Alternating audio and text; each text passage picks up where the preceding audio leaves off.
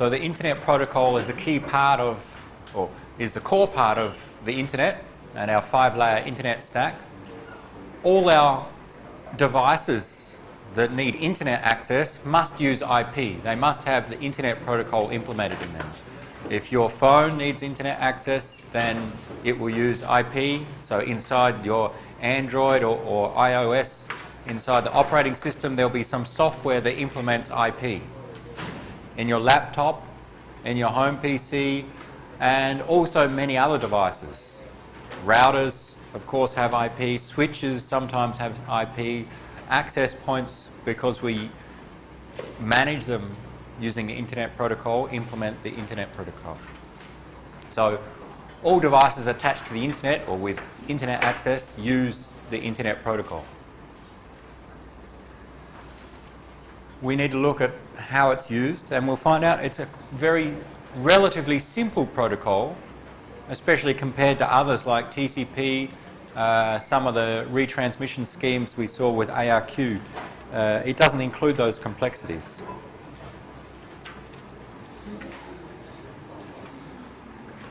We mentioned that we send what we call IP datagrams. So sometimes they're called IP packets, but I think the more formal name is an IP datagram. It's our message that we send by the source from using the Internet Protocol.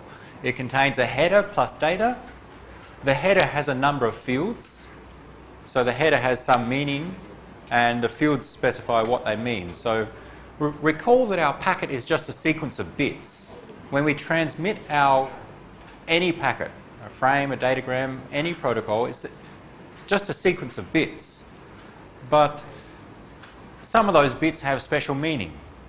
And that meaning is specified in this diagram by the header fields. For example, the first 4 bits in our IP datagram have the meaning of the version of the protocol being used. The next 4 bits indicate the length of the header for this datagram. And this diagram shows the different header fields, and we read it, the first row, the second row, and so on. So if you were to write this down in the basic form, you'll just write down a sequence of bits starting from here, 32 bits, another 32 bits, and so on. And they would have values according to what protocol is being used in the data, what's the total length, and so on. We've looked at some of those fields. Others, diff serve, ECN, flags, and fragment offset, we haven't mentioned much about. They are used for additional features. And we have a 32-bit source address, and that is the address of the device that is the original source that creates the datagram.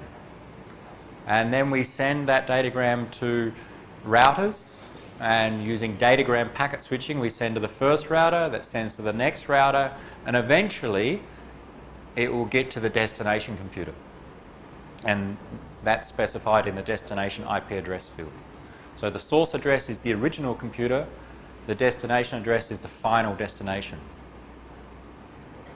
We may have options for special purposes, but they're not needed.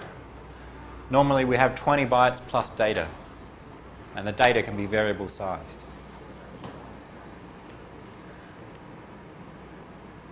We mentioned at the start that the Internet Protocol is a connectionless protocol. That is, it does not set up a connection before we send the data. Setting up a connection can be good because A, it prepares the destination, because the destination is aware that data is about to arrive if we do set up a connection. So the destination will know that there'll be some data about to arrive and can prepare enough memory space and so on to receive the data. And we can also often provide some reliability by keeping track of those datagrams. But setting up a connection, like we saw with virtual circuit packet switching and circuit switching, introduces some complexity and some delay. So that's the problem with connection-oriented protocols. IP is a connectionless protocol. We perform internet working with a connectionless protocol. There's no connection between source and destination. One datagram sent from my computer to the Facebook web server, and then the next datagram, they are not associated in any way from IP's perspective. They're just two separate datagrams. So datagrams are treated independently. And this is our datagram packet switching concept. The advantage of this, it's flexible. We can cope with many different types of networks. And there's no overhead in setting up the connection. So it's simple. And that's what IP uses, connectionless. There's no connection. So it's simple from that perspective. How does IP work? Well, first some terminology. In an internet, when we're talking about the network layer, we'll distinguish between two types of devices, hosts and routers. The hosts, if we refer back to our switching topic, the hosts are the stations, the end devices, laptops, phones, PCs. They we refer to generally as hosts. And the routers are the datagram packet switches. What's the difference between them? Well, some common characteristics. A host usually only has a single network interface at a time. A network interface is the attachment from that computer to some network. For example, when I'm using the internet via my laptop, I'm usually only using one interface at a time. For example, I'm using currently wireless LAN interface. My host, in fact, has multiple interfaces. It has wireless LAN, Ethernet, Bluetooth. But commonly, I just use one at a time. Has anyone used multiple at a time on a computer? That is, you're using wireless LAN and also have the cable plugged in, and you're downloading data and it's coming in on both of the interfaces. Unlikely. You usually need some special configuration or even some special software to get that working well. So most hosts use one interface at a time, even though they may have multiple interfaces available.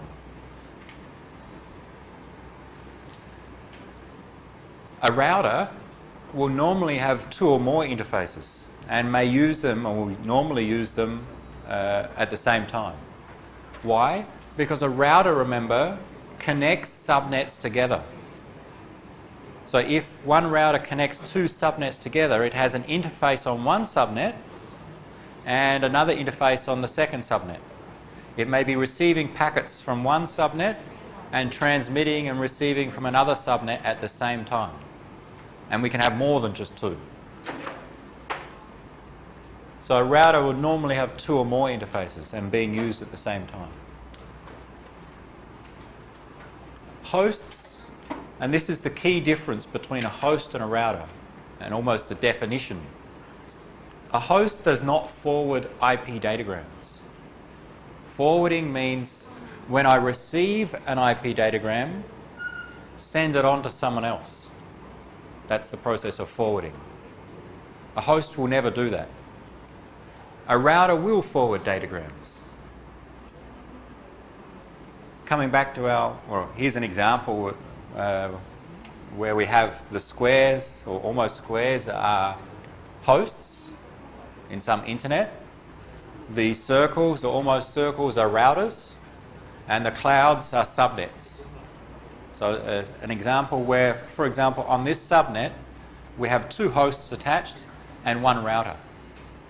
And that router, in fact, connects to two other subnets. This router has three interfaces, 1, 2, 3. And it may be using them at the same time. It may be receiving data here, transmitting here, receiving here.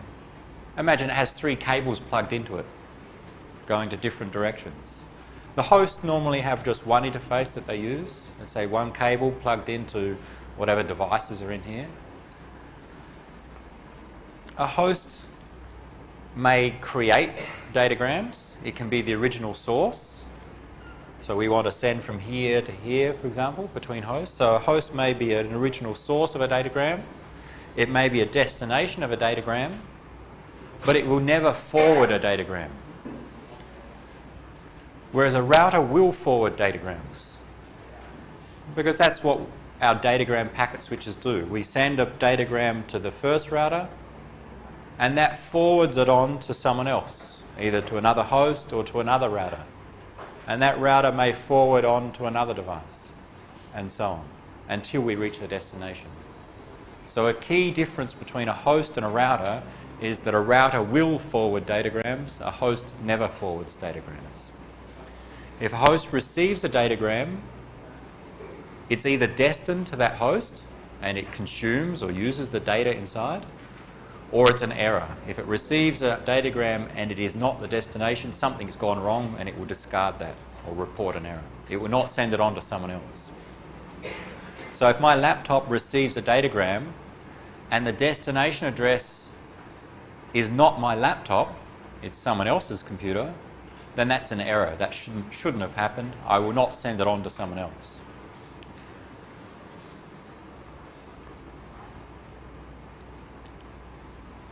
Hosts, therefore, since they do not forward datagrams, a host is either a source, the original creator of a datagram, or a destination, the one where the datagram is going to. Routers are typically just forward datagrams. That's their typical role. But in fact, they can act as sources or destinations in special cases, mainly when you're managing the routers.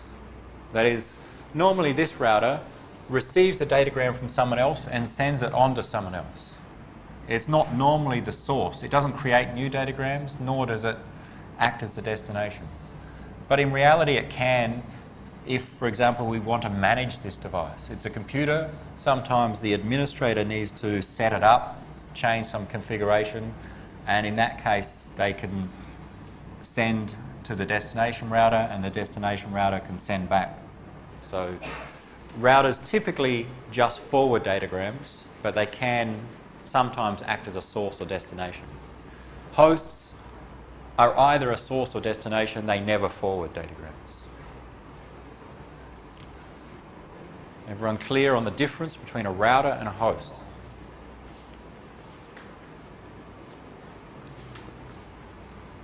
Simple concepts. When we talk about networking or the network layer and IP, we'll try and use those terms to distinguish the devices involved in the Internet Protocol. Of course, there are other devices inside here, inside this cloud. Wireless LAN access points, switches, other networking devices. But they are hidden in terms of, they are not involved in the Internet Protocol. They just deal with getting the data or a frame from a host to the router. From the Internet Protocol's perspective, the devices inside here are not relevant. We'll see that in I think the next slide. And this concept we've said before. We distinguish between routing, finding the path, and forwarding, sending the data across the path.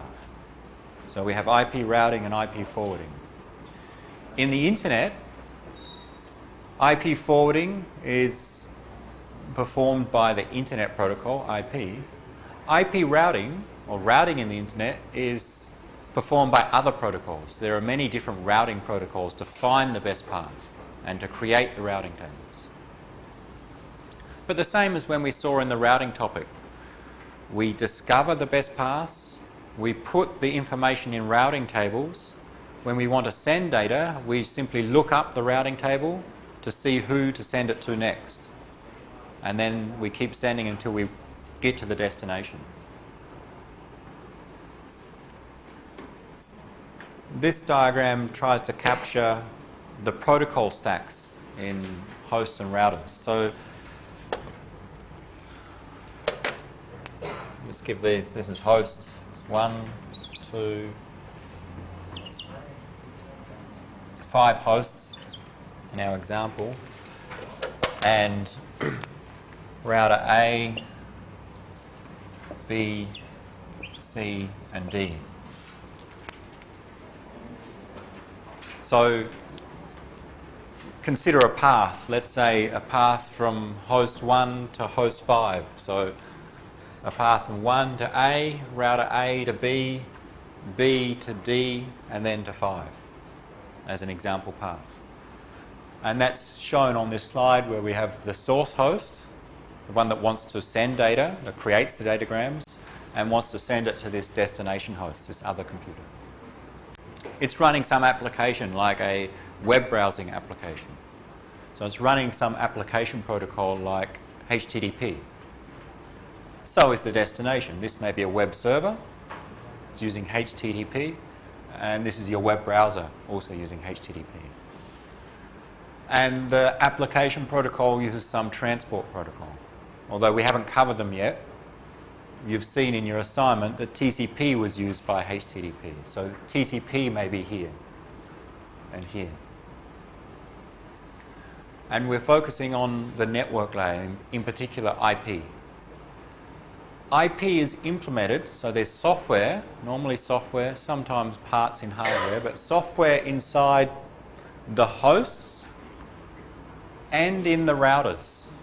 Okay, so for IP to work, both the hosts and the routers must implement this protocol. They have some software that runs the protocol. In this diagram, we have different subnets and possibly different technologies used in the different subnets. So in subnet A, to communicate from host to router 1, we use some data link layer and physical layer, just referred to as the technology A here. So the host and the router must implement the same data link layer and physical layer. For example, Wi-Fi, wireless LAN, to communicate direct from host to router. Subnet B may use a different technology. Maybe it's ADSL, so like your home internet connection. So router 1 and router 2 must implement that same data link layer and physical layer, the ADSL protocols there. And maybe different across the next link. In fact, in this diagram it shows that there may be multiple subnets in here. So across each subnet, we may use different technologies. And that's shown as, okay, subnet A uses technology A, subnet B, technology B, and Z at the end, in general. But they all must implement the internet protocol. Okay? So the routers and the hosts all implement the internet protocol. So what happens is the source host creates some data that wants to send to the destination host. It flows through the application and transport layer. IP creates a datagram. So there's some datagram that has the IP header and some data, and the IP header fields are set. The values are set to the appropriate, the fields are set to the appropriate values. And then that IP datagram, we consider the destination address. One of the values here is the destination, which should be the IP address of this host. This is the destination. And now, let's say, IP address of host 5. We now use our routing table to determine who to send it to. So source host knows the destination, let's say, is 5. It finds that it wouldn't be the number 5, it would be an IP address. It looks in the routing table and sees to reach destination 5, the next node is router 1. Router 1 on this diagram, or maybe router A on the board. Remember our routing tables? We have two columns. Destination and next node. To reach some destination, send to the next node according to the table. That's how a routing table is used. So we use a routing table on each of these devices. The source sees the destination is this host, and the routing table would tell it the next node is this router 1. So it sends the IP datagram using its data link layer to router 1. For example, using wireless LAN. Router 1 will receive that datagram. IP processes a datagram and looks in the destination address. Well, actually, before it looks at the destination, when it looks at the destination, it checks, am I the destination? If router 1 receives this datagram, the destination is some other address. It's not the destination is here. So then the router realizes, okay, I need to send it to someone else. Router 1 looks in its routing table and says, okay, to reach destination 5, who is the next node? The routing table should tell it, and they'll say the next node is router 2. Router 1 then sends that IP datagram via its data link layer and physical layer, let's say using ADSL, to router 2. Router 2 receives it, checks, am I the destination? No, host 5 is the destination. Therefore looks in the routing table, and the routing table will tell it to send it on to the next router, and will keep going until it reaches this router N. It's not the destination, so it looks in the routing table, tells it to send to this host using whatever technology here, Ethernet, for example. Now, when this host receives the datagram, it looks at the destination address. If the destination address matches this host's address, then it accepts the data and passes the data, what's inside the datagram, up to the higher layer and eventually the application. So that's the general process for IP forwarding. Hosts create datagrams. They use the routing table to determine who to send it to, as do routers. Routers receive datagrams, look up the routing table to determine who to send it to next, and if the routing tables are configured correctly, the destination host should receive a copy of the datagram.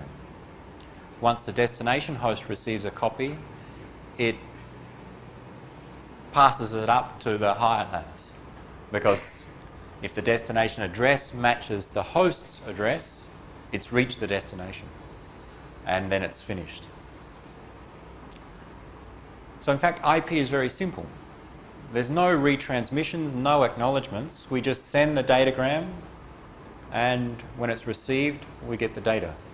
If something goes wrong, if it doesn't get received by the destination, IP does nothing.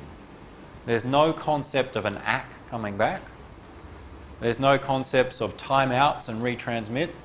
We do not have that in IP. So it's one of the simpler protocols.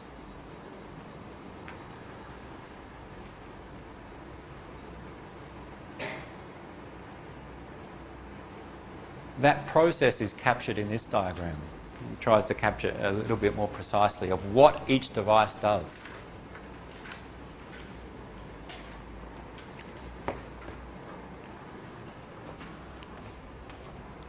This is some simple flow diagram to show what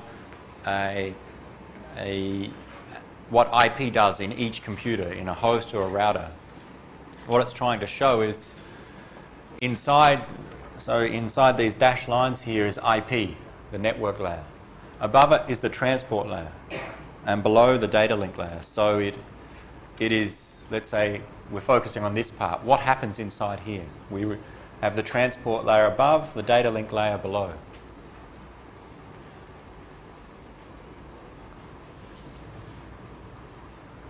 If we receive data from the higher layer, the transport layer, for example, our source host creates some data, generates data, we receive it from the transport layer, then we create an IP datagram, we create this, create the header. We check the destination address.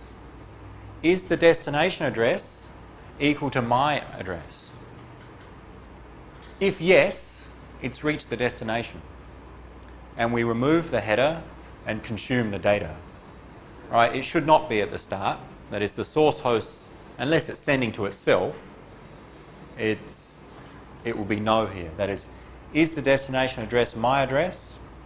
If host 1 creates this datagram and it's sending to host 5, then no, it's not. In which case, it looks in the routing table. I have a datagram, the destination is 5. Is it in the routing table?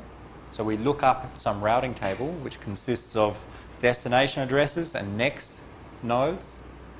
If the destination is in the routing table, then we find who is the next node and we send it to that next node via the data link layer. And that's done for the source.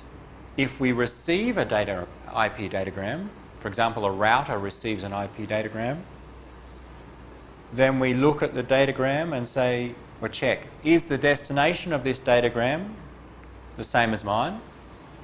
If yes, it's reached the destination and we're finished. If no, then again, look in the routing table, and if it's found in the routing table, then send it to the next node in the routing table. And we keep going until the destination host receives the datagram.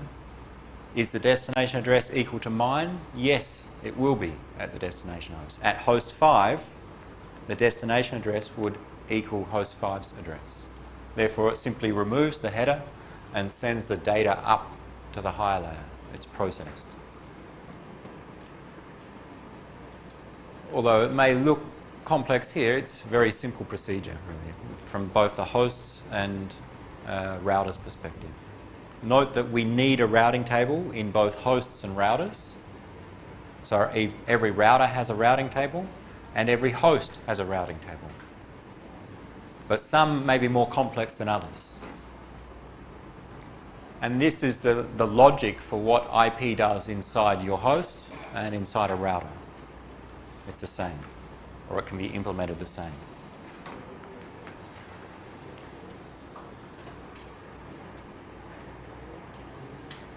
Or the simplified logic. It can be more complex in practice. So we simply forward datagrams from source through to destination via the routers. Any questions on how that forwarding works? That's the main part of IP.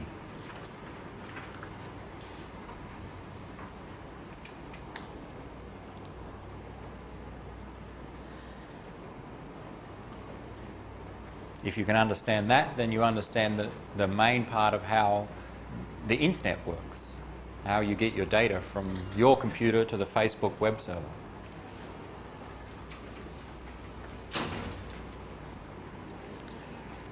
Any questions?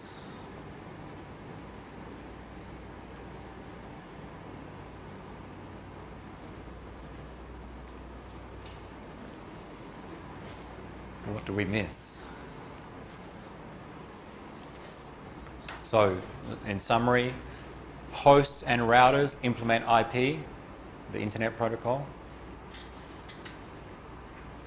A source host creates datagrams, sets the destination address, and uses its routing table to send to the next router. And routers receive datagrams and normally look up their routing table to determine the next router to send it to. And they keep doing that until that datagram is sent to the destination host, which then receives the datagram, removes the header, and processes the data. By processing the data, I mean pass up to the higher layers, so it's received by the application. For that to work, of course, we need IP addresses.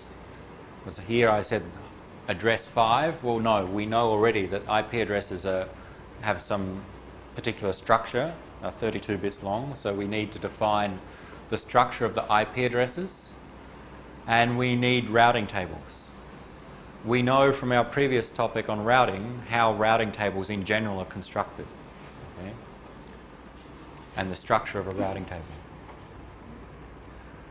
And who has an IP address? Hosts have IP addresses, and routers have IP addresses. And in particular, a router will normally have an IP address for each interface it has. So from router 1's perspective, it has an IP address on this side and another different IP address on this side, referring to the board. There's normally an IP address for each interface for both hosts and routers. So there'll be an IP address for this interface. So this host would have an IP address. There'll be an IP address for host 2. And router A is also on this subnet. It would also have an IP address for this interface. And that is used when, for example, host 1 wants to send to the next router. Well, the next router is identified by this IP address. But router A is also on other subnets. And it would have IP addresses for each of those interfaces connected to the other subnets. So router A in this example would have 3 different IP addresses. One for each subnet it's attached to. Hosts normally have just one IP address. Or one in use at a time. Routers have an IP address for each subnet they're attached to. So 2 or more, usually. So the red circles indicate that there'll be an IP address there. The value we'll see shortly of what values are needed.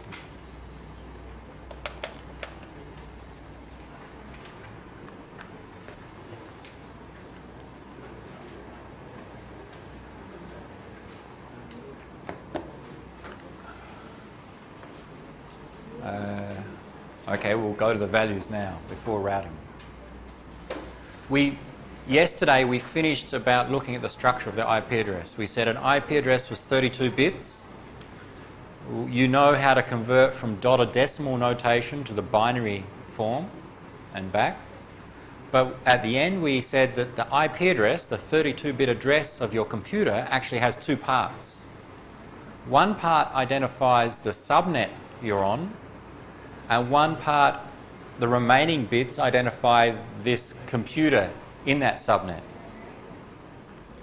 So, and the rules are that all devices or all IP addresses attached to the same subnet must have the same subnet portion and have a unique computer or host portion. I'll draw it in a general form first. Let's say this subnet has a name. Subnet, let's remove A and let's call it subnet A. So we have an identifier for this subnet. This is subnet A, this is subnet B, C, and so on.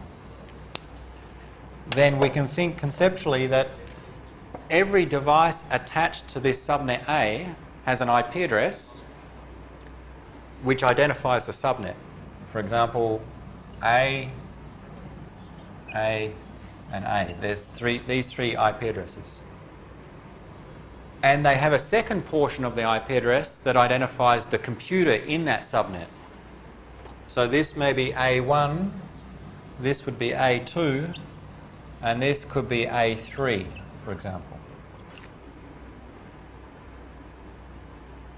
With IP addresses, we don't use letters and numbers, we use a 32-bit value, where some bits represent the subnet, say the letter A, and the remaining bits identify the computer in that subnet. And the rules are that in the internet, all of the subnet addresses should be unique.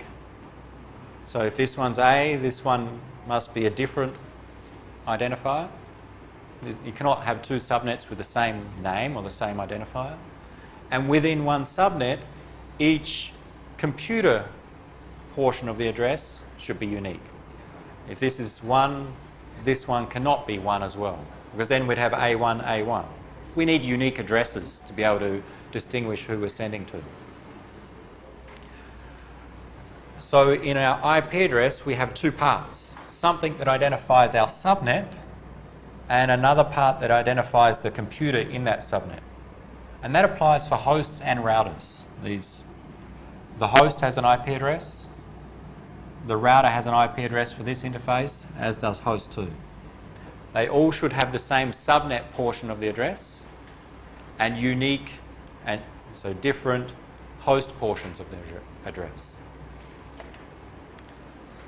When we come back to IP addresses, we'll show a real example here. Here I've used letters and numbers, but in IP addresses it's a 32-bit value. So we'll come back to that in a moment. What have we missed? IP, the Internet Protocol, is about delivering datagrams from source to destination. How do we create the routing tables? We need the routing tables to be able to know who to send to. There's other routing protocols that are used to create the routing tables. So the specific routing protocol is not specified for IP. You can choose from many different routing protocols. Some of them are listed here: RIP, OSPF, BGP. There are different routing protocols. We're not going to cover how they work. The basic concept is find the best path from source to destination, and do that for all sources and destinations, and store the paths in routing tables. So we covered that in routing. We find the paths and store the information in the routing tables. There are different ways to do it, and each have their own advantages and disadvantages. And then IP uses the information in the routing tables. So it doesn't really, from IP's perspective, it doesn't matter which routing protocol you use, so long as they put information in the routing tables, IP will work.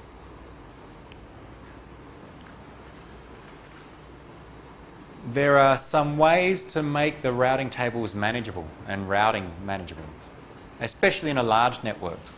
The internet, we have hundreds of thousands of subnets and billions of hosts. Okay? So it's a very large network. So there are ways to make the routing tables smaller so we can update them easier.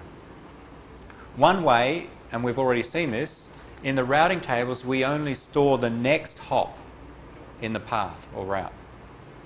We don't store the entire path. We saw that when we covered routing. Our routing table looks like this.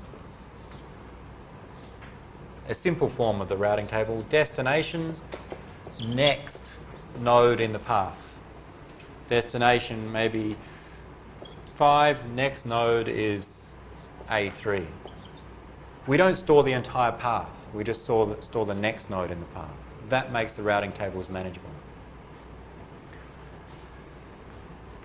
Another one is default routes. From host A's perspective, to reach host 4, what is the next router? Or what address would we send to? For host 1's perspective, to reach host 4, who must it send to? This router, okay? All right, let's say A3, that's the identifier. There's no other choices for host 1. It's only attached to one router. To reach host 4, send to this router, let's say A3. To reach host 5, also send to A3. To reach host 3, also host 1 must send to A3. It's got no other choices. To reach anyone in the world, host 1 must send to A3. Okay? So the idea of default routes is a routing table for, say, host 1. We could do it like this. This is for host 1. To reach, in our case, to reach 5, we need to send to A3. To reach host 4, send to A3. To reach host 3, A3. If we had a million other hosts in the internet, we'd have to list them all here, and each of these values would be A3, A3, A3. If we do it for every host, this table will be very big. Let's simplify.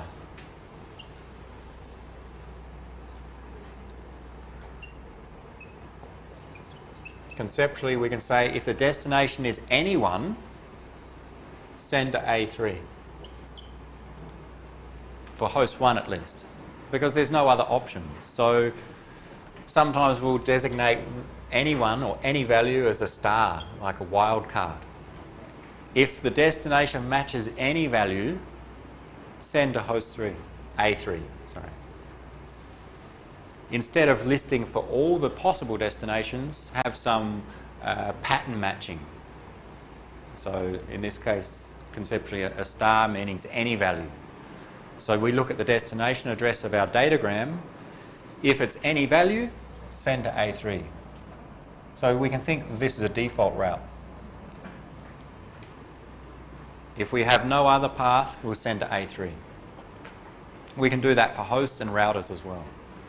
So even if we have 1 million hosts in our network, we don't need a table with 1 million entries. We just need one with 1 entry in this case. So we can simplify the routing table. And it can be more complex than this. It doesn't have to be star. We can have some other complex form of pattern matching. But that's the concept. So only store the next node in the path. That's storing next hop routes. Don't store the entire path. Use some pattern matching so you can have default routes. By default, everything goes to A3. And the last one, the second one in the list, is network-specific routing. Let's add some more here. Let's say there are more hosts on this network. And let's give this network a name.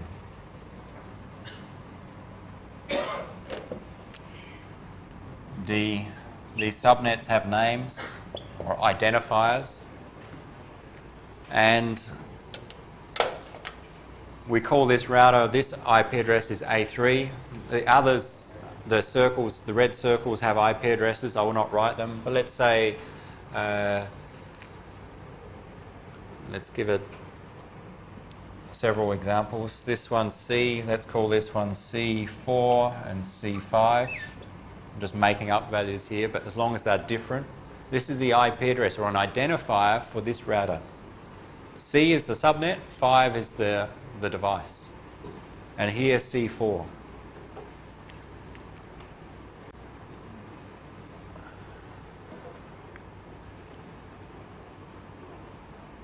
Then let's consider the routing table for host 3.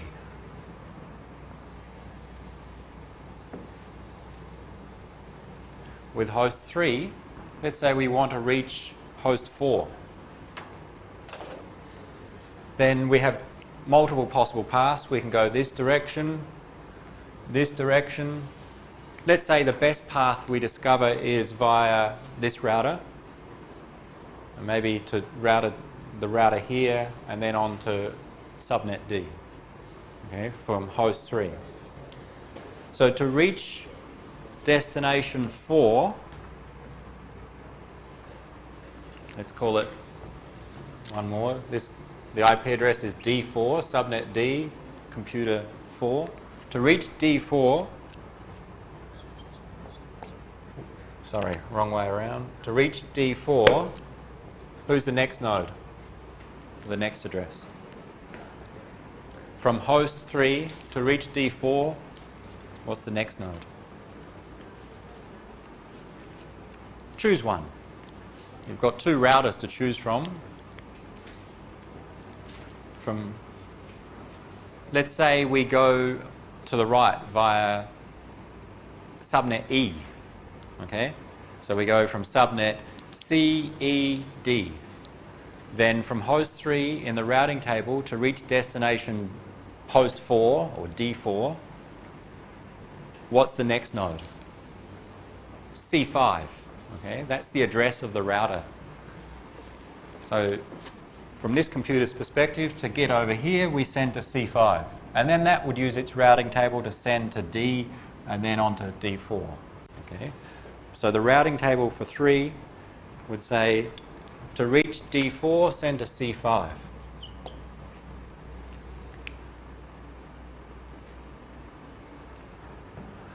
And what about to reach, let's call this D6, and D7, and D8?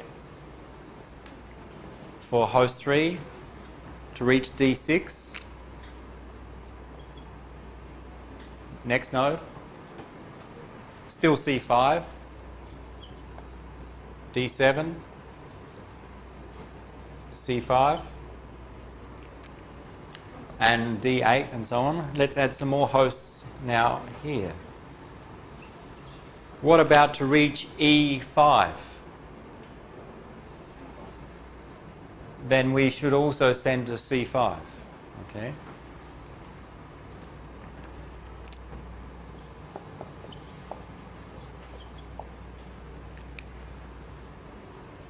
And same with E10, and let's do one more and then we'll simplify this routing table. What about we want to send to A1? Who do we send to? Most likely we send to C4, okay, in this direction. And we'd have more entries. There may be more.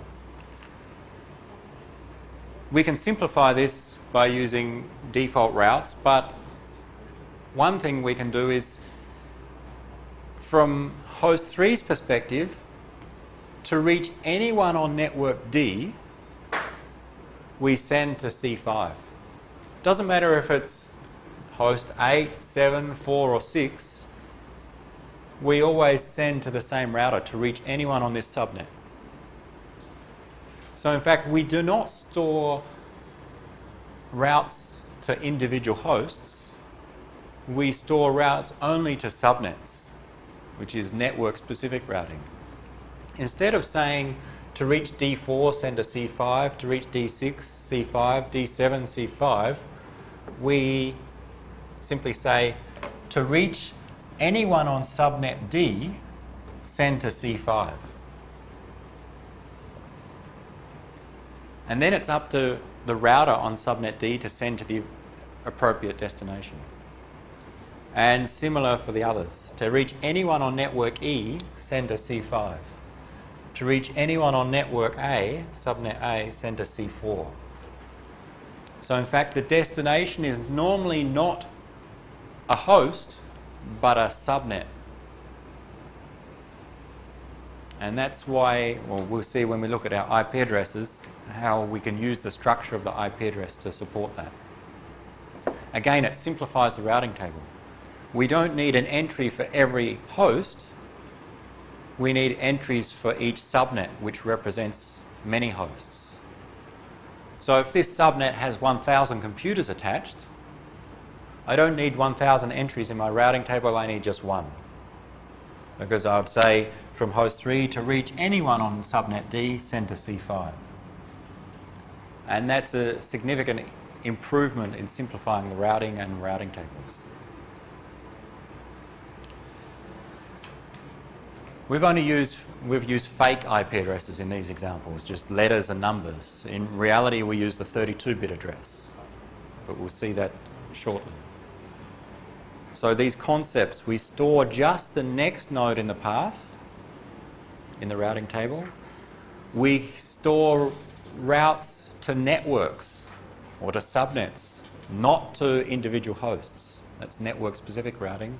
And we can have default routes, these types of wildcards, to simplify the routing table and simplify management of the routing entries. Any questions on those concepts before we finish on IP and move, or finish on the protocol operation and move to the addresses?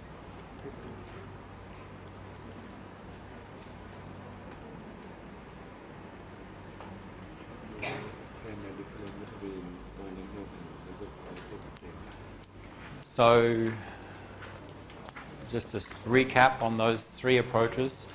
Storing next hop routes, we saw that when we looked at routing. In our routing table, we don't store the entire path, we just store the next hop in the path, the next node.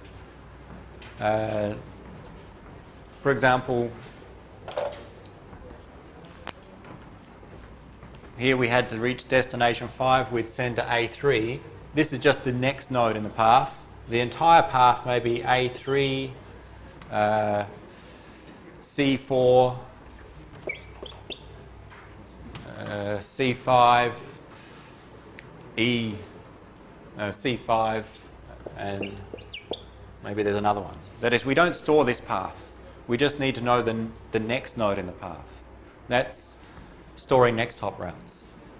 That's what we saw in the routing topic.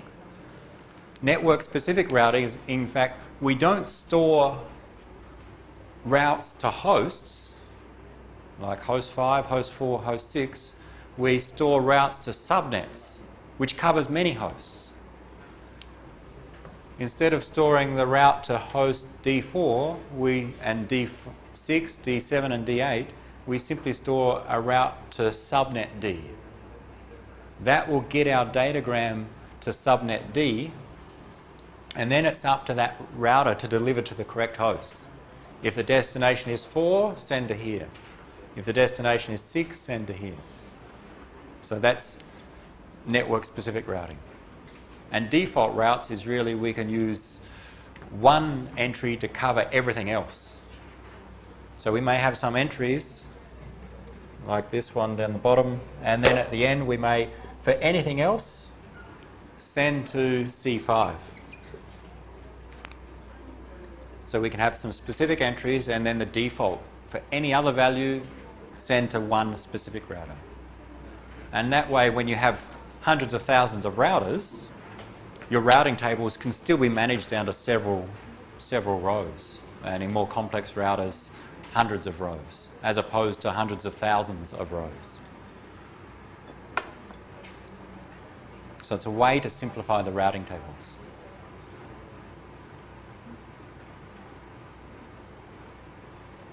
Any other questions on those concepts before we see some examples?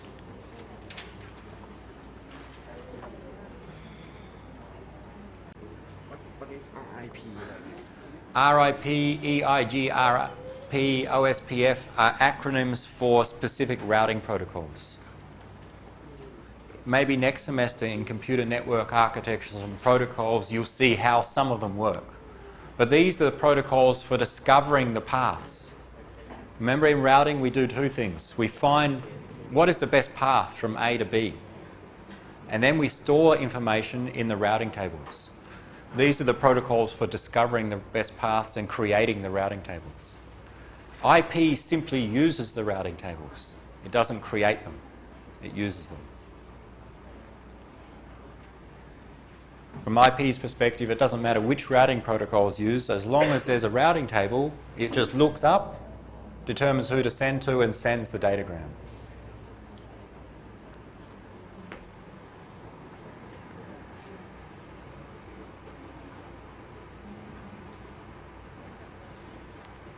Fragmentation and reassembly is a special feature if our data is too large to fit in one datagram, we need to break it up into fragments and then reassemble it at the destination. You can read through those slides and see how that works. We're not going to cover that. Preferably it's not used. We want to avoid fragmentation, and often it's not used. I think we've mentioned this, that in the header there's a time to live field, and it simply counts hops. And if it reaches 0, the datagram is discarded. So start with a time to live of 3, send to the first router, it's down to 2, down to 1. Once it's down to 0, don't send it any further. It's normally, again, not an issue for most networks. Say it may be default value to 255. It's only in very rare cases does it get down to 0. Okay.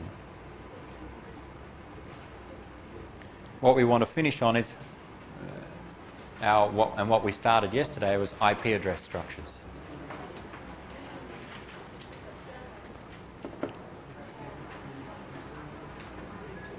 Let's just discuss some of the concepts first and then come back to some examples. And we said this yesterday. IP address is 32 bits. An IP version 4 address is 32 bits in length. It's not a letter and a number. It's a 32-bit binary value. But those bits are split into two parts. The first set of bits identify the network or the subnet, and then the remaining bits identify the host or the computer. So we have part of the address that identifies the network we're attached to, and the remaining part to identify the computer in that network. We call them the network portion and the host portion.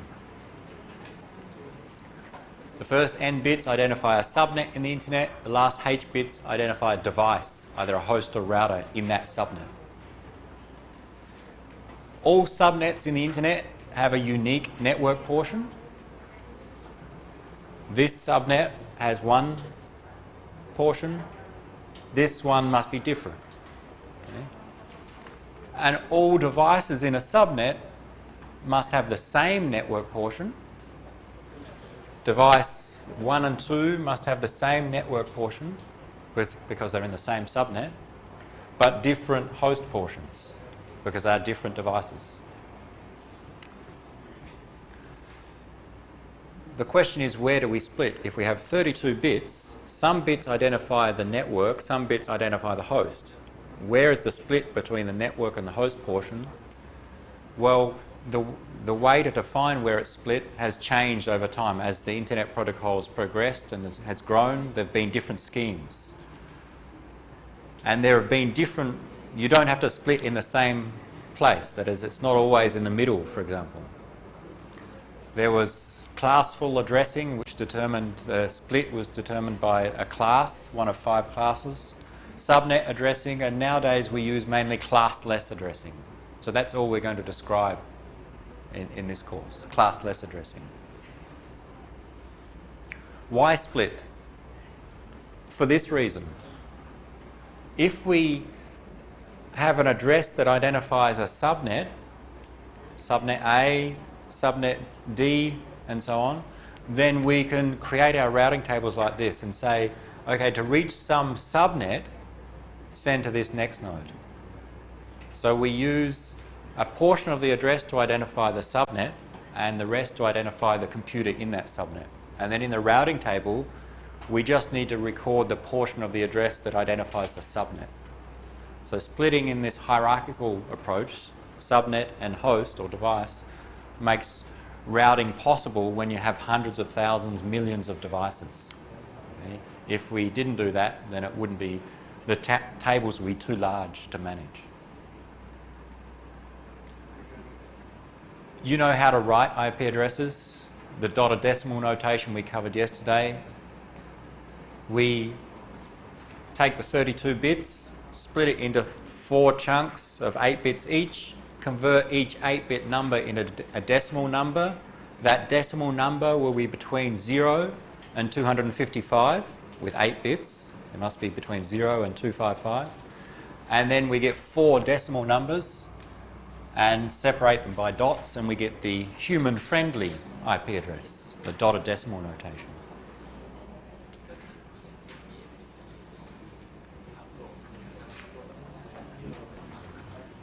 What is that IP address? We'll come back to some examples in the board in a moment. Let's just explain the concepts and then go through examples. So we can convert between binary and dotted decimal. But we have with classless addressing, we have 2 types of addresses. We have the address for our device, the IP address, and another address called a subnet mask, or simply a mask, that tells us where is the split between the network and the host portion. Okay? Remember, some of the 32 bits identify the network, and the remaining identify the host. So we need to know where is that split between network and host portion, and that's what the subnet mask does. So we have an IP address. Some of these 32 bits identify a network, and the remaining identify a host. Where is the split? Well, the mask tells us where we have 1s in the mask, it means the corresponding bits in the IP address identify the network, and when we have 0s, the corresponding bits identify the host. So in this case, we have 22 1s followed by 10 0s in the mask. What that means is the first 22 bits in the IP address identify our subnet, or the network portion, and the remaining 10 bits identify the device in that subnet. All right, here I've written A1. If I was to write it in full, I would write this IP address where the first 22 are equivalent to A and the last 10 are equivalent to 1 in my example. So the mask is to tell us where the split is between the network and the host portion. And of course they're both our 32-bit addresses. We can convert a mask into dotted decimal notation. Same way we can convert our IP address, our host address, into dotted decimal. So you can convert both of them into dotted decimal to make them a bit easier to record and to describe. And there's another way to write down a mask. Here we have 22 ones, so we could write that mask in 3 different ways.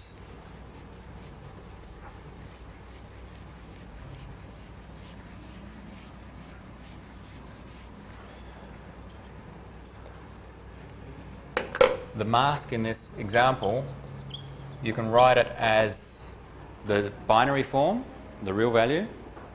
We can convert it to dotted decimal notation. What is it in dotted decimal? 255,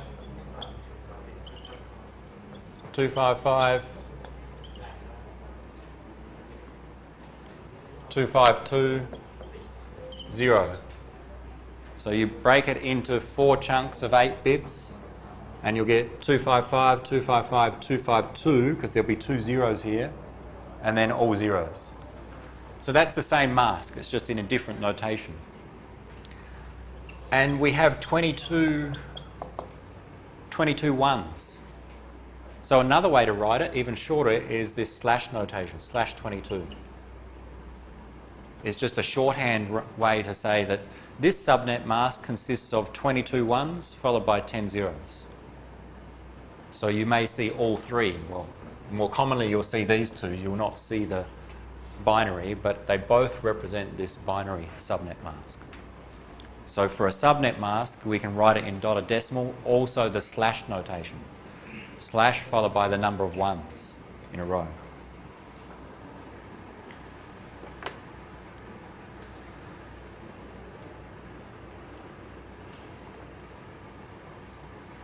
We have some special addresses.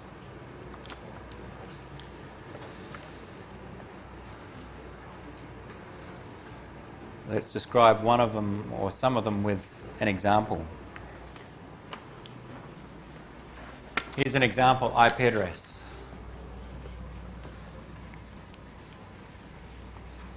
104.209.61.169/18.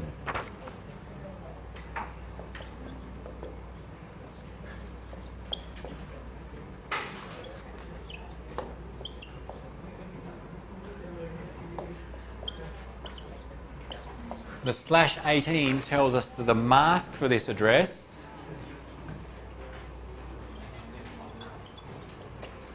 in binary, the /18 is the network mask, the subnet mask, means we have 18 ones.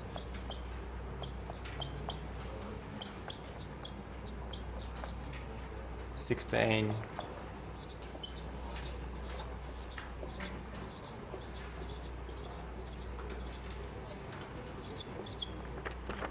There's our subnet mask.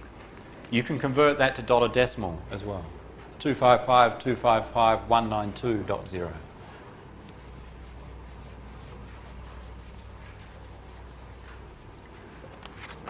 Let's write the IP address in binary. And I've calculated it before. Have I calculated before? No, I haven't. It's a problem. 104.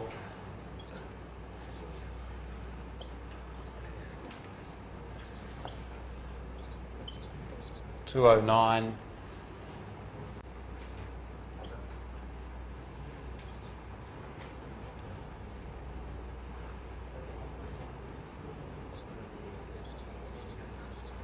/61.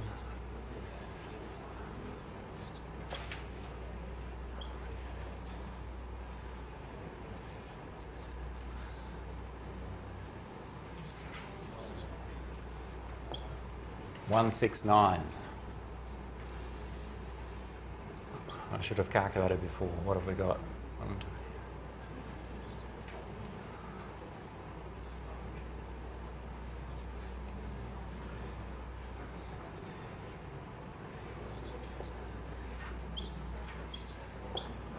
You'll check, okay? You'll check. We just convert each of those 4 decimal numbers into 8-bit binary values. So this is the IP address of my computer, and it has this corresponding subnet mask, which tells us that the first 18 bits, this sequence here, identifies the network I'm on, the subnet, and the remaining 14 bits identify the device inside that subnet. So I'll just draw a split here. That's 18 bits for the network portion. So this is the network portion, and this is the host portion of the address. Now we have a special type of address, which is an address that identifies the entire subnet or network. The same as I did in this example, I said A1, A2, A3, and this is subnet A. So we have an address to identify the entire subnet. How we obtain that address, and let's call it the network address. We take the network portion,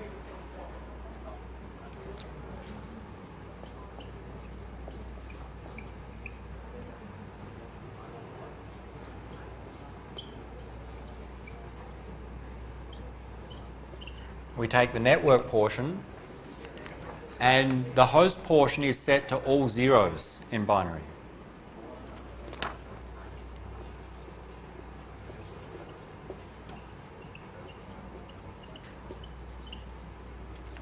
This is a special network address. That is, it's an address that identifies a subnet. Instead of calling it subnet A, I can call it subnet 01101 and all zeros here. /18. That is, it goes with a mask. They go together. So that can be used to refer to an entire network. And in our routing table, we can store that address. So in the routing table examples, I said to reach subnet D, send to C5. In using IP addresses, we say to reach subnet identified by this address, send to some specific IP address. We can convert to dotted decimal notation. What do we get?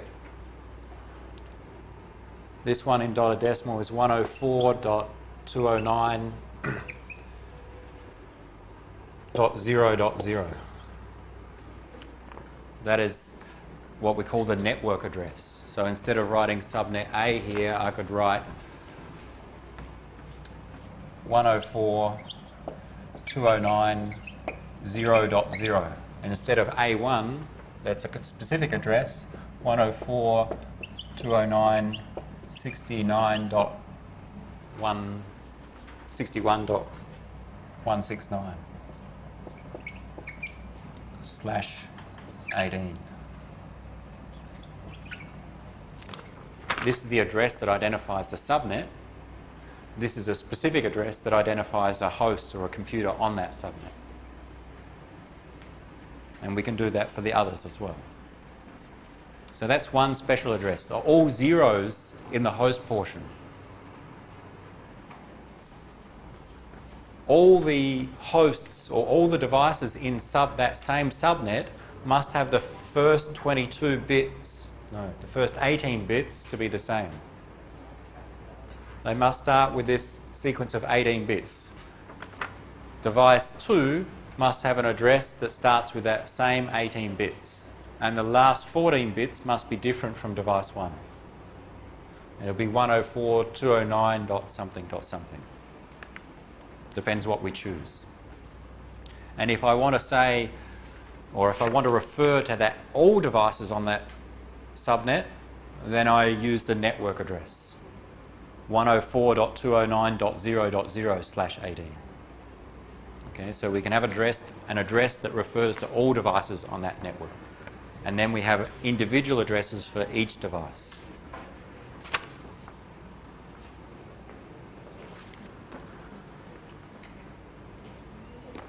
Another special address. Sometimes I'd like to send to all devices on a subnet, a broadcast. Send a datagram that reaches everyone on our subnet 104.209.0.0. This is called a directed broadcast address. It's described in one of the slides, but let's just calculate it. Directed broadcast. Broadcast means send to everyone. Directed means send to everyone on a specific subnet, directed to one subnet. To calculate it, we take the network portion, the same,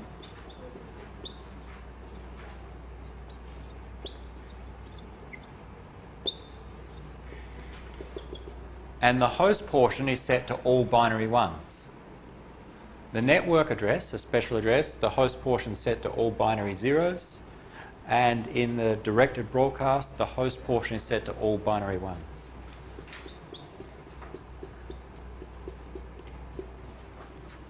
And of course, we can convert that to dotted decimal, it would be 104.209. What is it? 63.255.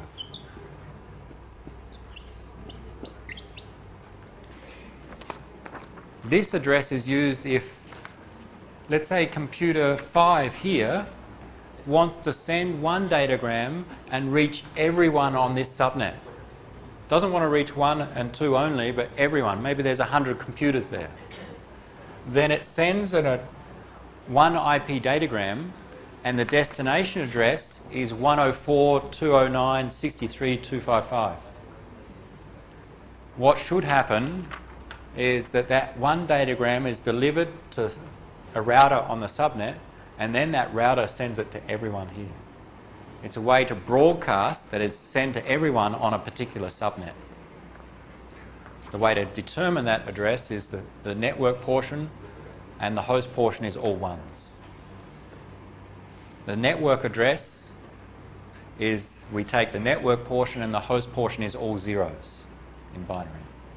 Where the network address is like a name for that subnet.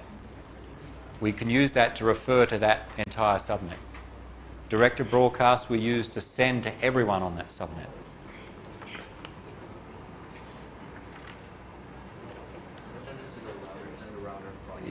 The way to implement that, yes, is to send to a router on that subnet. So send one datagram, reaches here, the router, then that router realizes, this is a special directed broadcast message, send copies to everyone. And there are different ways to implement that, but that's the concept there. Send it to everyone on this subnet. Whether there's 2 or 200, it's sent to everyone.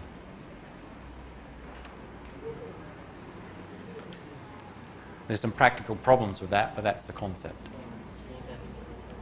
If there are a datagram sent to the destination of direct broadcast, every host in the subnet will get the datagram. Yes, in theory, if someone sends to that one destination address, then everyone in that subnet will receive that datagram. A broadcast means send to everyone on a network. Directed means send to everyone on a specific network or subnet. It's a convenient way to reach all computers on one subnet. Let's cover 2 more so you can take the homework home, and then we'll finish. The homework will allow you to practice. These special cases we're described here. We've gone the network address, directed broadcast, send to everyone on a specific network. There's also a local broadcast address. Send to everyone on the current subnet. Slightly different. In the local broadcast address, all bits are 1. That is, all 32 bits are 1. Local broadcast, 32 ones in dotted decimal is 255, 255, 255, 255. This is used if node 5 wants to send to everyone on its subnet, it can send to this destination local broadcast address. And it would send, and everyone on its current subnet should receive a copy. The difference is, for the local broadcast, to send, you don't need to know what the network address is. You don't need to know your own IP address even.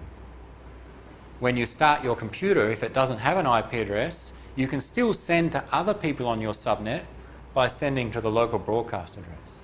So it's used in some management when you start up your computer in some cases. You may have heard of DHCP. It uses this address to send to everyone on your current subnet.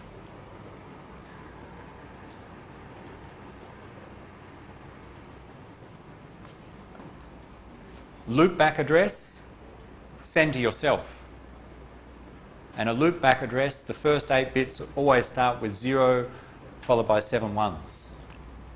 If you send a packet to this special address, you will receive the packet. It's mainly used for testing, a loopback address or a local host address. Loopback means you send it to that address, it comes back direct to you. It doesn't go out onto the network. In dotted decimal, 0 followed by 7 ones starts with 127. And then anything. A common one you'll see is 127.0.0.1.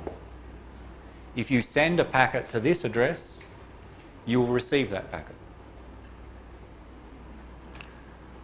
Last one is an address where there are 32 bits, 32 ones. The source, special source startup address. In dotted decimal, 32 zeros, all zeros address. This is a special case just used when you don't have an IP address and you need to send a packet. Then you set the source address to this one. So it's often used with the local broadcast. I think you'll see examples of those two being used next semester when we do our lab. We'll see different protocols use these special startup and local broadcasts a number of times. You do not use it yourself. It's only used by some special protocols, especially when you don't have an IP address. When you just boot your computer, you don't have an IP address, you want to find one, you send a datagram, you set the source to all zeros, you set the destination to all ones, and you hope someone will receive it and then give you an IP address. That's how DHCP works.